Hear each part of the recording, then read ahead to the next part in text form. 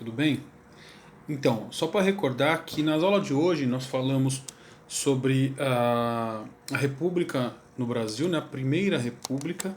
Ela foi fruto de um golpe militar sobre o Dom Pedro II, lembrando disso. Eles vão ter bastante influência nessa primeira fase, que é a República da Espada, sobretudo com o comando de Marechal Deodoro da Fonseca e, posteriormente, o Floriano Peixoto. Então é só para recordar o que nós já falamos. Tá? Além disso, nós falamos de algumas revoltas, né, dessa primeira fase.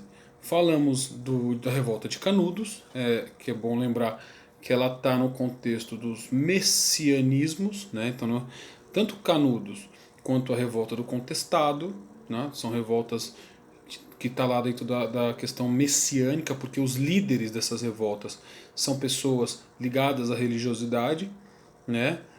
Canudos, especial, tem um contexto do sertão nordestino, né? Onde a miséria era muito grande. Eles também estão associados a uma certa monarquia por causa daquela campanha difamatória no Rio de Janeiro, né, mas que na verdade o que eles estavam descontentes era a questão da miséria, da fome no sertão e também a questão o fato da República ter feito o Brasil virar um Estado laico. Isso não foi um pouco ficou meio confuso na cabeça deles, não ficou muito legal.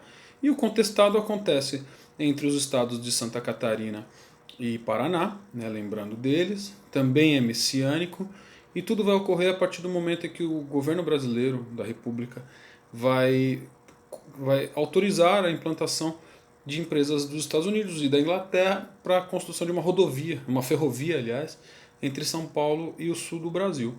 E aí isso vai fazer com que várias pessoas sejam despejadas das suas terras e vai produzir uma revolta também de cunho messiânico, porque o seu líder, José Maria, por exemplo, ele tem essa questão religiosa muito profunda e é a partir daí que ele angaria as massas camponesas.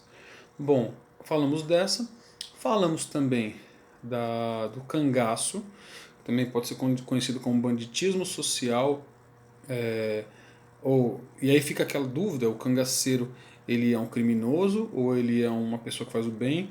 Entra na ideia do mito do Robin Hood, que ele vai, ou seja, o bando dos cangaceiros, e dentre eles o mais famoso é o do Lampião e a Maria Bonita, vai atuar no Nordeste, em estados como Ceará, Piauí, Pernambuco, Bahia, etc., né, quase todos os estados do Nordeste, e o mais famoso é o bando do Lampião e da Maria Bonita, e eles faziam basicamente roubar, sequestrar os coronéis, os antigos, os grandes latifundiários do Nordeste brasileiro, que eram os antigos senhores de engenho, os antigos escravocratas do Brasil, né?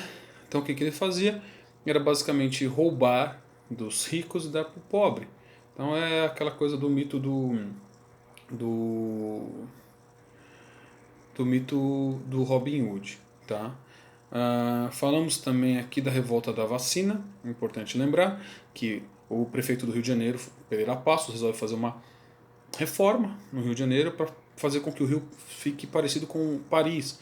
Nessa reforma, ele desaloja muita gente do centro do Rio de Janeiro, muita gente pobre, né, que morava em cortiços, etc.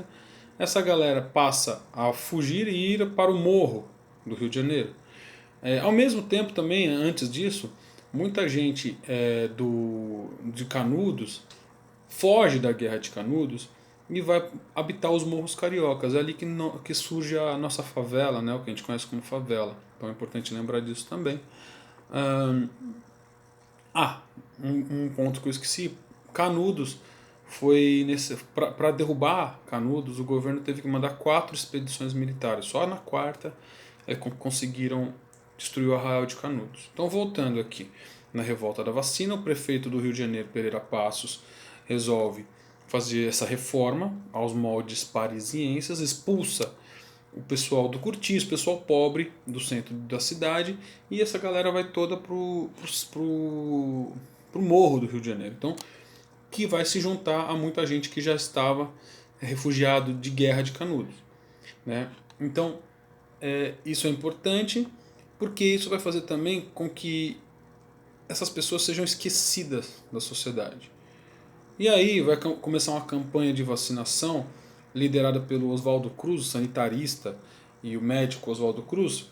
Essa revolta e vai começar a obrigar as pessoas a se vacinarem sem antes dar qualquer tipo de esclarecimento sobre o que está acontecendo, por que elas estão sendo vacinadas.